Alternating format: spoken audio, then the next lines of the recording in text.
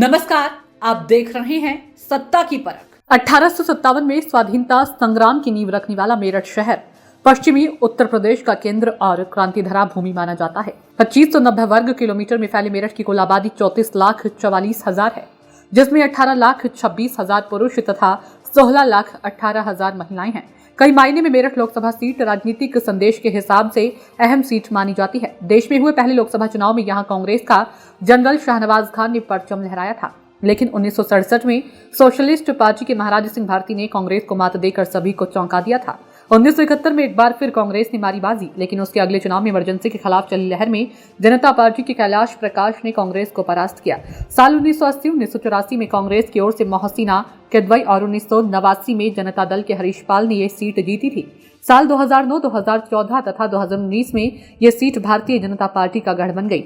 साल 2019 में बीजेपी के राजेंद्र अग्रवाल ने बहुजन समाज पार्टी के उम्मीदवार से मामूली अंतर से ही चुनाव जीत पाए थे। मेरठ हापुड़ लोकसभा सीट पर 5 विधानसभा सीट है, जिनमें मेरठ शहर, मेरठ कैंट, मेरठ दक्षिण, किठौर तथा हापुड़ शामिल है। मेरठ शहर किठौर पर समाजवादी पार्टी का कब्जा है, जबकि मेरठ कैंट, मेरठ दक्षिण और हापुड़ पर भारतीय जनता पार्टी का कब्जा है। पश्चिमी यूपी की परंपरा के अनुसार मेरठ हापुड़ लोकसभा सीट में भी जातियों के इर्द गिर्द चुनावी ताने बाने बुनी जा रही हैं। मुस्लिम, ब्राह्मण, वैश्य और दलितों का जाटा वोटर भले ही यहाँ अहम भूमिका में हो, लेकिन सैनी, कश्यप, ठाकुर, त्यागी, गुज्जर और वाल्मीकि जातियां भी यहाँ काफी अहम मानी जाती हैं, जो सीक्रेट किंग मेकर मानी जाती है। ऐसे में चुनावी बाजी इन्हीं जातियों के हाथों में है, जिन्हें साधने के लिए सभी पार्टियां हर संभव कोशिश में जुटी हैं। भाजपा ने मेरठ लोकसभा सीट से 1203 किलोमीटर दूर से सिने स्टार अरुण गोविल को मैदान में उतारा है। 72 साल के अरुण गोविल मेरठ के मुद्दों से बेखबर हैं। रामानंद सागर के लगभग 37 साल पुराने टीवी सीरियल में राम की भूमिका कर चुके हैं।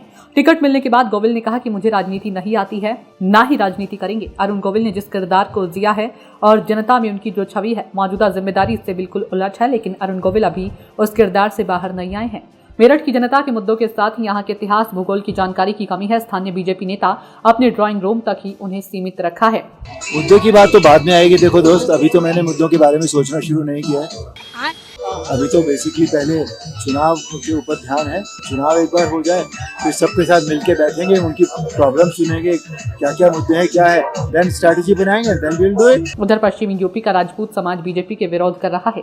बीते 7 अप्रैल को राजपूतों ने सहारनपुर में एक विशाल महापंचायत के बाद मेरठ के सिसौली में भी पंचायत कर बीजेपी को वोट न देने की बात कही है। वहीं बीजेपी का विरोध में त्यागी और सैनी समाज भी पंचायतें कर रहा है। अगर इन जातियों का वोट जातिगत आधार पर विभाजित होता है तो इससे बीजेपी को बड़ा नुकसान हो सकता है। राजपूतों के डैमेज कंट्रोल के लिए यूपी के मुख्यमंत्री पिछले एक सप्ताह में पश्चिमी यूपी की आधा दर्जन से ज्यादा चुनावी सभा कर चुके हैं। क्योंकि मेरठ में द्वितीय चरण में मतदान होना है, इसके बावजूद योगी आदित्यनाथ 2 बार तथा प्रधानमंत्री नरेंद्र मोदी भी यहां बीजेपी की चुनावी सभा को संबोधित कर चुके हैं।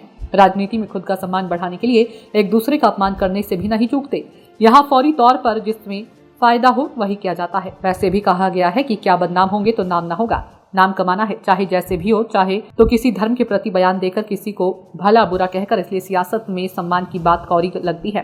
भगवान राम मर्यादा पुरुषोत्तम थे, जबकि मौजूदा दौर की सियासत झूठ, छल कपट, धन बल, बाहुबल से चलती है। राजनीति में छवि को बचाए रखना मुश्किल खेल है। यदि राजनीति करनी ही है तो दोनों में किसी के एक चुनना होगा। राजनीति और छवि दोनों साथ साथ नहीं चल सकते। सत्ता की परख के लिए अवधेश कुमार सिंह की रिपोर्ट।